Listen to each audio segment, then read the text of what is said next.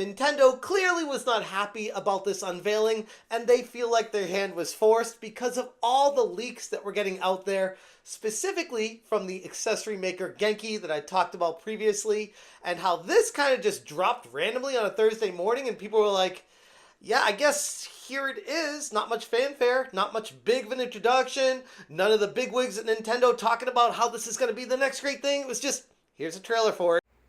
What you have to understand about business is that Nintendo has all these partners that are making games for their new system, and they're just waiting to announce the games. But they can't because Nintendo didn't announce the console yet. So by announcing the console now, it allows all the third-party publishers to announce their games.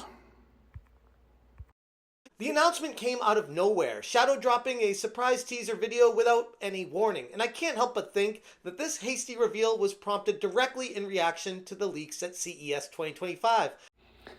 I agree that Nintendo's upset about the leaks. However, that's just a coincidence. I still believe this trailer would have dropped when it did because the publishers are really wanting to announce their games for the Switch 2, and they couldn't until the console was revealed. Nintendo was reportedly pissed about this. Former Nintendo PR managers Kit Ellis and Krista Yang shared their thoughts of the potential fallout from the Switch 2 leaks in a recent video on their YouTube channel, drawing directly from their own extensive experience over a decade ago. They talked about how Nintendo would be handling this situation internally right now and why they're so pissed off about it and how this whole thing kind of just came together because they felt like their hand was forced. I watched their video too, and you're blowing it way out of proportion. I don't think they were implying that Nintendo's hand was forced. I think this was always planned to release when it did.